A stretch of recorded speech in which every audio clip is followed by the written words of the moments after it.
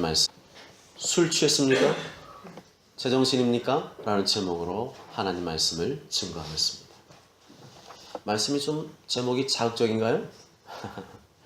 예전에 제가 부목사로 사역하던 교회 주변에 술에 쩔어 살던 동네 분이 계십니다.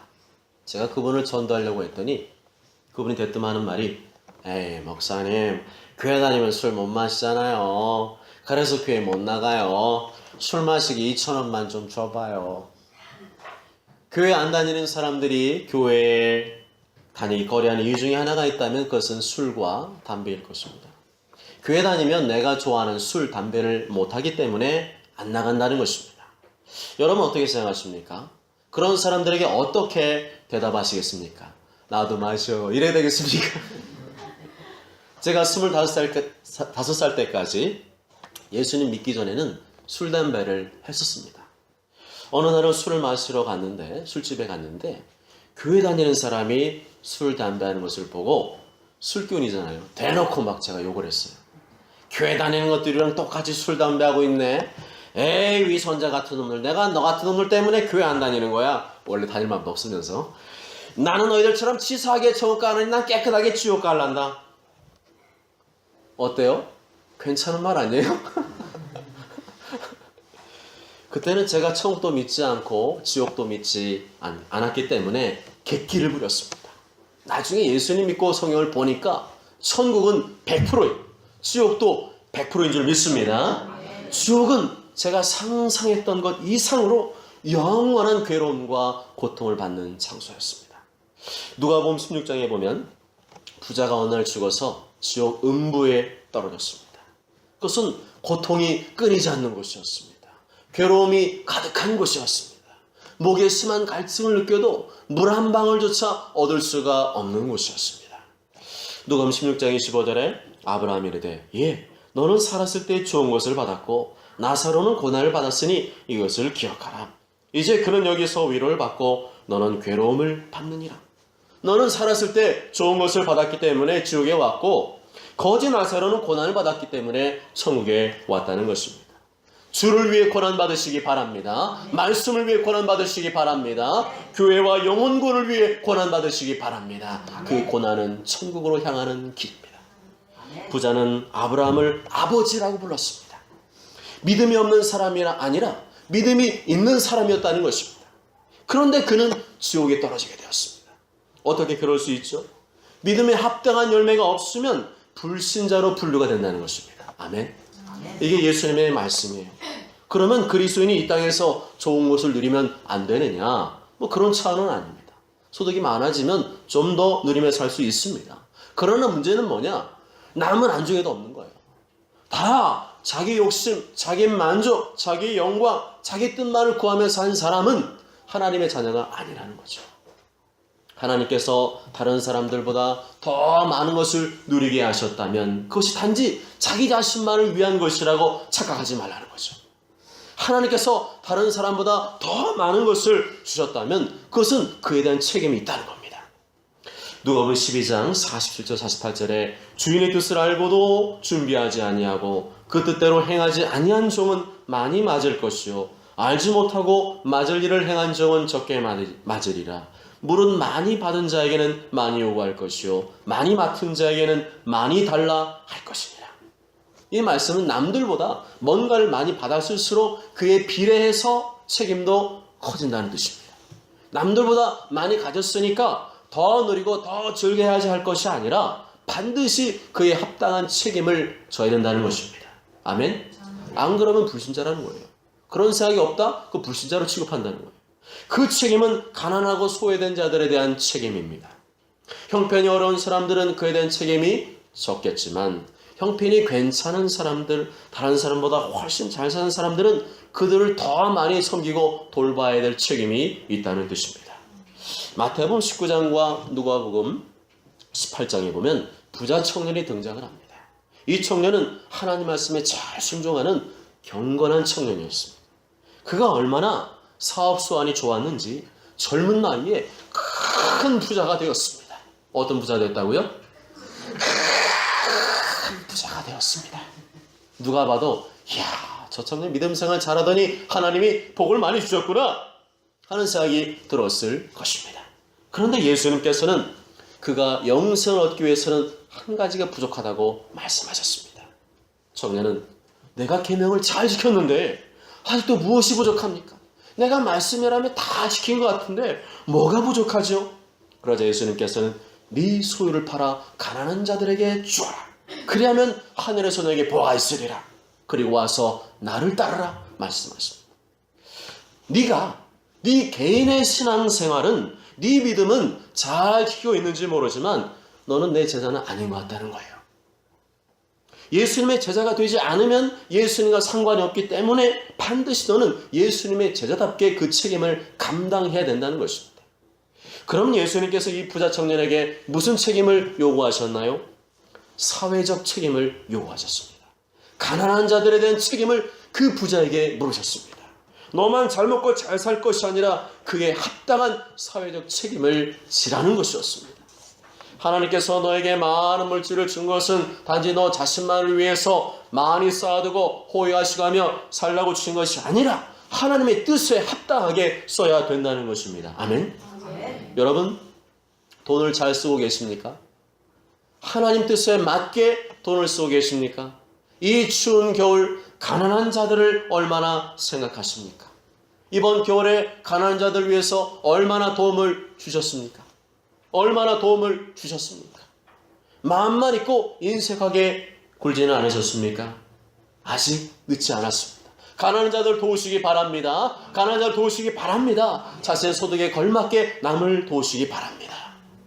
소극적으로 말씀을 지키고 죄 안 짓는 것만이 믿음 생활이 아니라 적극적으로 하나님 뜻을 행하지 않는 것, 적극적으로 하나님 나라 의를 구하지 않는 것, 그것도 다 죄라는 것입니다. 여하튼 제가 불신자 시절에는 하나님도 없고 성경도 없었기 때문에 지옥을 두려워하지 않았습니다. 뭐 지옥을 안 믿으니까 뭐 지옥이 어딨어? 죽으면 끝이지. 지옥 같은 것은 없다고 믿으니까 지옥이 하나도 겁나지 않았습니다. 그런데 이제는 아니까, 믿으니까 두렵고 떨립니다. 내가 예수님 믿고 구원받게 된 것은 하나님의 큰 은혜인데 그에 합당한 삶을 살지 않는다면 나의 믿음은 가짜일 것이고 가짜 믿음은 하나님의 심판을 피할 수 없기 때문입니다. 책임 있는 삶을 사시기 바랍니다. 책임 있는 삶을 사시기 바랍니다. 남들보다 더 많은 것을 받았다면 단순히 자랑하러 주신 것이 아니라 더 책임 있는 삶을 살아야 될 줄로 믿습니다. 그렇게 술, 담배하는 그리스도를 향해서 욕을 했던 제가 예수님 믿게 되니까 어떻게 되었을까요? 술, 담배 했을까요? 안 했을까요? 할 수가 없었어요. 하고 안 하고 문제가 아니고요. 할 수가 없었죠. 왜냐면요. 맨날 그 교회 다니는 놈들이 앞에서 내가 술 마시고 있으면 야, 너 같은 놈 때문에 내가 교회 안 나간다. 내가 맨날 이랬거든요. 그런데 제가 예수 믿게 됐으니까 할 수가 없는 거예요. 인간이 아니라면은 그죠? 철판 깔고 하겠지만 제 양심의 가책을 느끼고 저는 예수님 믿고 나서 도저히 술과 담배를 할 수가 없었습니다. 다 그런 것은 아닙니다만 많은 성도들이 여전히 술, 담배, 특히 술에 대한 고민을 하고 있습니다. 제가 목회하면서 술을 몇 잔 마셔도 되느냐? 술에 취하지만 않으면 되지 않느냐? 하면서 눈물이 글썽글썽 거리면서 술 좀 마셔도 된다고 얘기 좀 해주세요. 기본적으로 성경은 술에 대해서 부정적입니다. 권장하지 않습니다. 누가복음 21장 34절에 너희는 스스로 조심하라. 그렇지 않으면 방탕함과 술 취함과 생활의 염려로 마음이 둔하여지고 뜻밖의 그날이 덫과 같이 너희에게 임하리라. 신앙생활 기쁘게 활력있게 의욕적으로 해야 되는데 그게 왜 안 되느냐? 방탕함 그리고 술 취함이 포함된다는 거예요. 에베소 5장 18절에 술 취하지 말라. 이는 방탕한 것이니 오직 성령으로 충만함을 받으라. 고린도서 6장 10절에 도적이나 탐욕을 부리는 자나 술 취하는 자나 모욕하는 자나 속여 빼앗은 자들은 하나님 나라를 유업으로 받지 못하리라 말씀합니다. 우리는 이러한 문제에 대해 정확한 결론을 내리기 위해서 양적인 문제나 어떤 행위로 접근할 것이 아니라 그리스도인의 정체성이 무엇이냐, 본질적인 문제를 짚고 넘어가야 됩니다. 예수님 믿고 거듭난 그리스도인들에게는 누가 계십니까? 우리 마음에 누가 계세요? 예수님 믿는 즉시 성령님이 우리 안에 계십니다. 고린도서 6장 19절에 너희 몸은 너희가 하나님께로부터 받은 바 너희 가운데 계신 성령의 전인 줄 알지 못하느냐 너희는 너희 자신의 것이 아니라 말씀합니다. 핵심은 두 가지예요. 너희 몸속에 성령님이 계시다는 것, 그리고 너희 몸은 너희 것이 아니라는 것. 성령님이 우리 안에 계신데 술이나 담배 같은 우리 몸에 좋지 않은, 누가 봐도 은혜롭지 못한, 덕스럽지 못한 것을 막 들이마실 수가 있을까요? 내 몸인데 내 맘대로 못해? 그런 소리 하는 사람이 있다면 그 사람은 그리스도인이 아닐 것 같아요. 그리스도인은 자기 몸은 내 몸이 아닙니다. 내 몸이 아니기 때문에 내 맘대로 못합니다. 왜요? 이제는 내 것이 아니라 주님의 것이기 때문인 줄 믿습니다. 예수님 피로 값주고 사셨기 때문인 줄 믿습니다. 아멘. 내 맘대로 못한다는 거예요. 내 몸에 성령님이 계신데 어떻게 함부로 내 몸을 더럽힐 수 있습니까? 어떻게 더럽고 추악하고 음란한 일에 내 몸을 사용할 수 있습니까? 못합니다. 불가능합니다. 이렇게 성경의 말씀입니다. 내 몸을 더럽혀서 성령님께 아픔을 주고 고통을 드리고 싶으면 계속 그렇게 하십시오. 그런 삶과 행위를 중단하기 전까지는 내 마음에 어떠한 기쁨과 평안도 없을 것입니다. 하나님께서 함께 하신 것을 느끼지도 못하고 경험하지도 못할 것입니다. 그러나 교회 처음 나온 초신자에게 강요할 수는 없습니다. 예수님, 지금 예수님이 누군지도 잘 모르고 알긴 알아도 예수님 안 믿어지는 판인데 그런 사람한테 술, 담배 때문에 막 닥달해가지고 그 사람 교회 안 나오고 한 영혼이 구원받을 기회를 잃어버린다면 그 책임은 누구에게 있을까요? 술, 담배를 하느냐 안 하느냐의 문제보다 한 영혼이 예수님 믿고 구원받는 일이 더 중요한 줄 믿습니다. 그것이 우선인 줄 믿습니다. 그러한 영혼이 교회에 다니다가 말씀이 들어가고 예수님을 제대로 영접하면 서서히 술과 담배를 멀리하게 됩니다. 술, 담배가 하나님의 자녀와 어울리지 않다는 것을 깨닫게 됩니다. 양심이 가책이 커지면서 알아서 끊게 됩니다. 어느 날 복도를 지나가는데, 교회 복도를 지나가는데 낯선 남자의 향기가 나요. 어떤 성대 옷에서 몸에서 담배 냄새가 난다면 여러분은 어떻게 하시겠습니까? 그 스멜 그러실 거예요? 아휴, 담배 냄새, 누가 교회에서 담배를 피우고 다니는 거야? 이렇게 대놓고 떠들어야 될까요? 아니면 모른 척하고 사랑으로 덮어줘야 될까요? 모른 척하고 사랑으로 덮어줘야죠. 그 사람이 안 되니까 그러는 거 아니에요? 담배를 끊고 싶은데 안 되니까 그 안에서 핀 건 아니잖아요. 밖에 나가서 몰래 피고 왔는데 그 냄새가 옷에 배가지고 왔는데 오늘따라 그 인간 만나가지고 그 주댕이가 그죠? 야발라발 하는 그 인간 만나가지고 아이고 담배를 잘못 만난 거죠. 그런데 은혜로운 분을 만나면 담배 냄새 나는데도 주님 속으로 저 영혼 주님 담배 끊고 주님의 영광을 살게 해주옵소서. 신앙적으로 어린아이이기 때문에 그렇습니다. 어린아이한테 너 가서 돈 벌어라 이런 부모 봤어요? 돈 다 끄다리지 말고 돈 나가라. 이건 부모가 아니죠. 아비의 마음을 가지시기 바랍니다. 아비의 마음을 가지시기 바랍니다. 그 아비의 마음이 있으면 너무 많은 것을 요구할 수가 없죠. 처음부터 걸어다니는 아기 보셨습니까?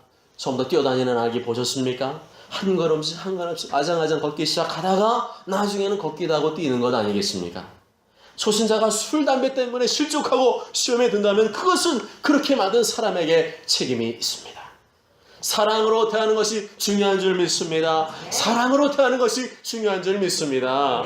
그러나 직분자가 되고 중직자가 되었어요. 그런데 여전히 술과 담배 문제를 끊지 못한다면 어떻게 해야 됩니까? 특히 이 중직자, 장로님이나 권사님이나 안수집사님이 이걸 못 끊어가지고 있다면 아이고 사랑으로 그냥 지나쳐야 될까요? 또 다르죠. 그거는 초신자 어린아기 신앙인 사람은 봐줘야죠. 사랑 덮어줘야죠. 모른 척 해야죠. 그러나 중직자가 되었는데 그런다면 대놓고 말해야 될까요? 아니면 조용히 따로 불러서 아주 정중하게 건면해야 될까요? 대놓고 어디 장로가 권사가 안 수 있어. 이러면은 교회가 풍파가 안 나요. 그러시면 안 됩니다. 조용히 정중하게 따로 불러서 할 거야. 사랑으로 기다려주며 권면해야 됩니다. 그리고 괜히 막 내가 얘기했다가 또 계속 싸움 날 수도 있어요. 그러니 그럴 때는 저한테 얘기해 주세요. 저한테 얘기해서 제 그렇다고 아무개 권사님이 말하는데 당신이 이렇지 않으니까 걱정하지 마시고 살짝 얘기해 주시면 제가 좋은 때가 되면 그래서 요새 힘드시죠 하면서 이렇게 얘기하면 좋잖아요. 오늘 본 말씀에 보면 하나님께서 즉결 심판하신 사람이 나옵니다. 하나님은 생사와 복을 주관하신 분 줄 믿습니다. 하나님 살리기도 하시고 죽이기도 하신 분 줄 믿습니다. 1절과 2절 다 함께 읽겠습니다. 시작. 아론의 아들 나답과 아비후가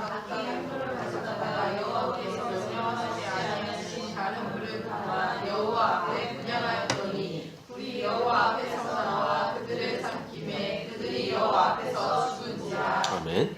하나님께서는 구약의 율법대로 우리를 다루시지 않습니다. 율법대로 한다면 여기 살아계실 분이 별로 없을 것 같아요.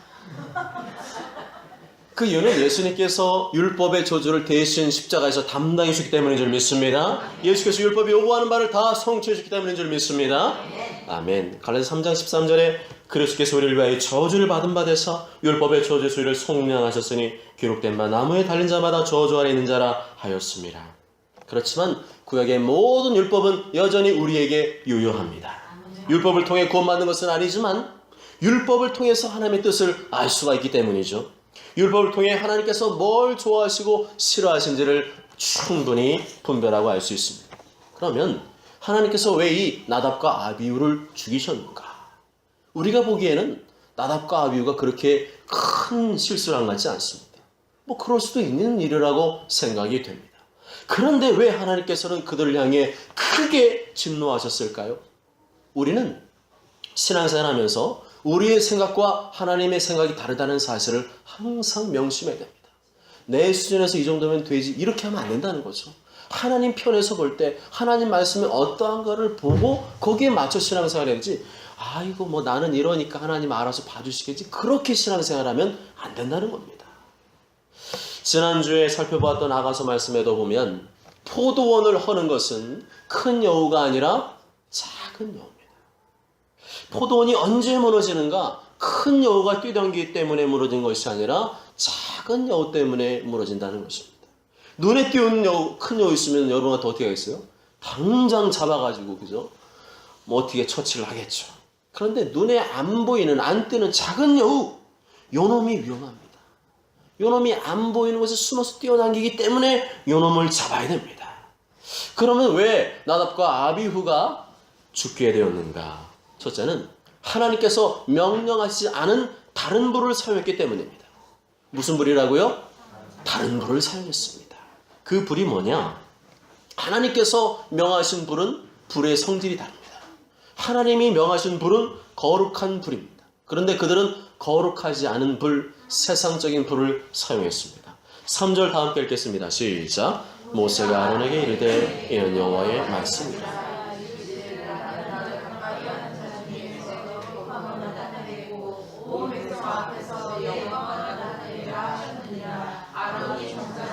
아멘. 제단의 불, 성전의 불은 하나님의 거룩을 나타내는 불이고 하나님의 영광을 나타내는 불입니다. 불 모양 똑같은 불이지만 그 불의 성질이 완전히 다르다는 거죠. 그 불만이 하나님을 나타낼 수 있는 불인데 나답과 아비후는 그런 것에 관심이 없었다는 것입니다. 우리가 몇 살이든지 어디에 있든지 무슨 일을 하든지 항상 하나님의 거룩과 영광을 나타내며 살아야 되는데 그러한 것에는 관심이 없고 오직 나는 그냥 돈 많이 벌고 출세하고 성공하고 그런 것에만 관심이 있다면 그 사람은 이미 다른 불을 취하고 있는 것입니다.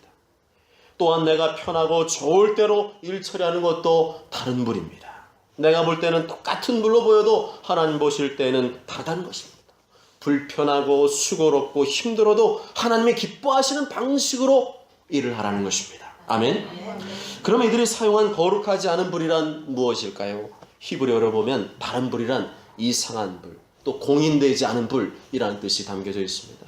구체적으로 나답과 아비후는 제단의 불을 취하지 않고 세상에 널려있는 흔해 빠진 일반적인 불을 취하였습니다. 제단의 불만이 왜 거룩하고 영광스러운 불인가?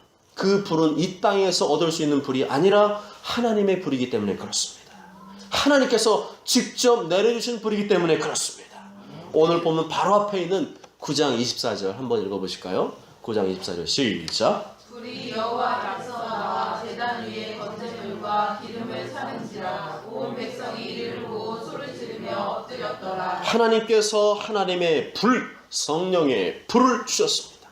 그런데 나답과 아비후는 그 불을 사용하지 않고 다른 불을 사용해서 하나님의 진노를 받았습니다. 내 열심으로 예배를 드리는 것과 성령의 불로 충만한 예배 드리는 것 전혀 다르다는 것입니다.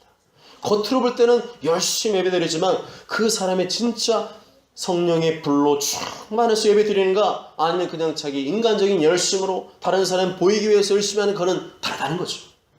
성령의 불로 충만하여 예배하시기 바랍니다. 성령의 불로 충만하여 기도하시기 바랍니다. 성령의 불로 충만하여 찬양하고 전도하고 봉사하시기 바랍니다. 순서를 똑바로 해야 됩니다. 예배가 우선이 아니라 기도가 우선이 아니라 전도가 우선이 아니라 봉사가 우선이 아니라 성령의 불, 하나님의 불로 충만해지는 것이 우선인 줄로 믿습니다. 아멘. 이것이 없으니까 지치고 힘들고 시들시들해지는 것입니다. 하나님이 함께 하시지 않기 때문에 신앙생활에 기쁨과 즐거움이 없는 것입니다. 성령의 불로 하시기 바랍니다. 성령의 불로 하시기 바랍니다. 둘째는 그들이 모세의 지시 없이 두 형제에 의하여 단독적으로 이루어졌다는 점입니다. 레위기 1장에서 9장을 보면 모든 일은 철저하게 모세의 지시에 의해서 이루어졌습니다. 그런데 어찌된 일인지 나답과 아비후의 이 불사건을 보게 되면 모세의 지시가 전혀 없었던 것을 알 수가 있습니다. 모세가 알았더라면 그 불을 사용하라고 했을까요? 안 했을까요? 절대 큰일 난다, 그 불 사용하면 안 된다 했을 것입니다. 돌다리도 두들겨보고 건너라는 말이 있습니다. 모르면 물어봐야 됩니다. 그냥 내 지식으로 내 경험으로 하면 안 된다는 거죠. 모르면 성경 읽어보고 성경 읽어봐도 모르겠으면 목회자에게 찾아와서 물어봐야죠. 그런데 자기 임의대로 일을 추진하다가 나답과 아비후는 어떻게 됐습니까? 죽임을 당했습니다. 셋째는 차례차례 한 사람씩 일을 진행하는 것이 성경 율법에 나와 있는 제사장들의 직무 규례입니다. 그런데 오늘 말씀 보면 두 사람이 동시에 들어갔어요. 제사장이 향에 불을 붙이는 것은 항상 한 번에 한 사람씩 차례대로 들어가서 불을 붙여야 되는데 이것을 무시하고 두 사람이 동시에 들어가서 죽임을 당했습니다. 안에 치맛자락 붙잡고 신앙생활 분이 계십니다. 구원도 하나님 앞에서 1대1로 받는 것이고 심판도 하나님 앞에서 1대1로 받는 것인데 사람을 의지해서 신앙생활하는 것은 잘못된 것이죠. 누가 교회 가면 나도 가고 오늘 집사님 교회 가? 그럼 나도 가야지. 여보 오늘 교회 가? 그럼 나도 가야지. 그거 아니라는 거예요. 누가 가면 가고 누가 안 가면 안 가고 하는 것은 잘못된 신앙생활이에요. 내가 하나님 앞에서 열심히 있으면 내가 가는 거예요. 나 혼자라도 가는 겁니다. 아멘? 누가 가야만 가고 안 가면 안 가고 하는 것은 나답과 아비후 같은 신앙생활을 하고 있는 것입니다. 사람 의지하지 말고 하나님 앞에서 1대1로 신앙생활 하시기 바랍니다. 누가 옆에서 무슨 짓을 해도 그러거나 말거나 하나님 앞에서 흔들림 없이 내 신앙, 내 믿음을 견고히 지키시기 바랍니다. 넷째는 하나님에 대한 두려움이나 경외함 없이 그리고 아무런 준비 없이 조급하게 일을 진행했다는 것입니다. 9장 23절과 24절을 보면 모세 아론이 회막에 들어갔다가 백성에게 축복을 했더니 하나님의 영광이 나타났습니다. 그리고 불이 하나님 앞에서 나타나서 제단 위에 번제되는 것 기름을 다 불살라버렸습니다. 온 백성이 그걸 보고 깜짝 놀라서 두려운 마음으로 으아 하나님이다 하고 소리를 지르면서 엎드렸습니다. 이것을 경험한 사람이라면 적어도 그 다음에 드려지는 첫 번째 이 제사 함부로 드릴 수 있을까요? 못해요. 좀 전에 하나님이다 막 불이 나온 걸 봤는데 어떻게 그럴 수 있습니까? 더욱이 제사장이라는 사람들이 아무 불이나 담아다가 경솔하게 분향했다는 것은 이해하기가 어려운 일입니다. 그런데 더 이해하기 어려운 행동을 이해하기 어려운 행동을 나답과 아비후가 저질렀다는 거죠. 제정신이 아니에요. 하나님께서 정하신 방식대로 차근차근 모세의 지도를 받아야 했는데 그들은 자기 임의대로 조급하고 교만한 마음으로 일을 처리한 결과적으로는 죽임을 당하고 말았습니다. 4절에서 7절 같이 읽겠습니다. 시작. 모세가 아론의 삼촌 우시리 아들 미사엘과 엘사반을 불러 그들에게 이르되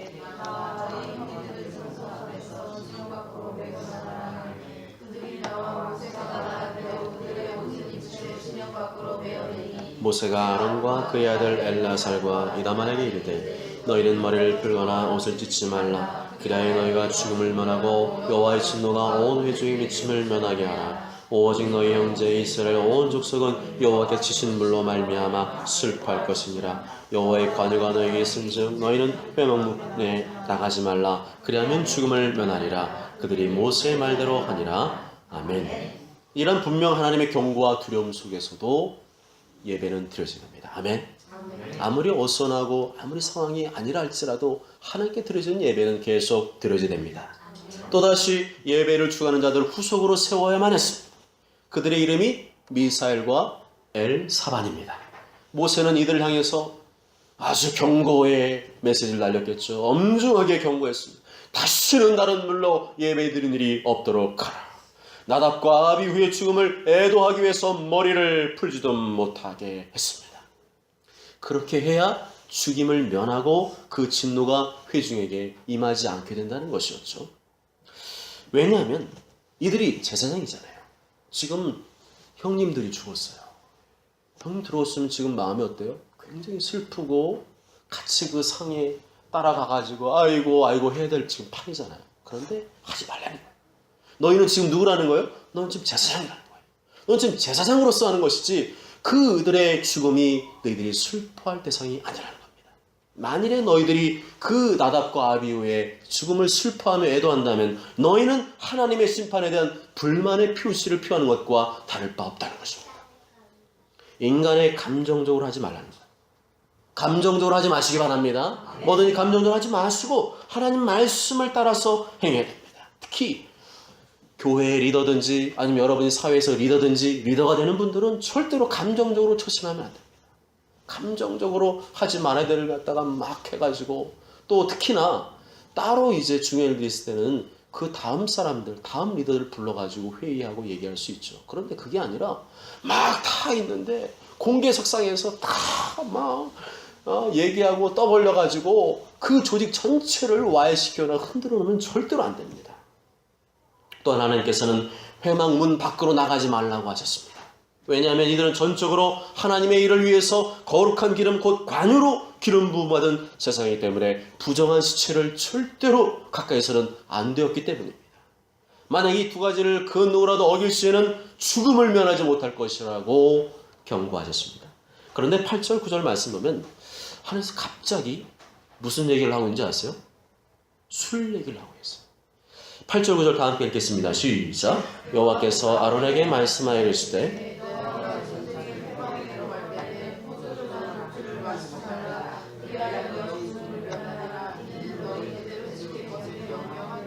아멘.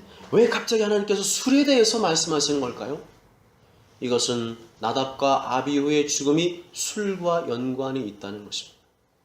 그들이 제사장으로서 하나님께서 명하지 않은 다른 부를 취하여 분향하고 모세의 지시 없이 독단적으로 행하고 두 사람이 동시에 일을 진행하고 하나님께 대한 두려움과 경외심 없이 조급하게 일을 처리했다는 것을 보면 그것이 술과 연관됐다는 것을 알 수가 있습니다. 제사장이 술에 취해서 직무를 수행하게 되면 분별력을 상실하게 됩니다. 하나님의 말씀이 무엇인지 혼미하게 됩니다.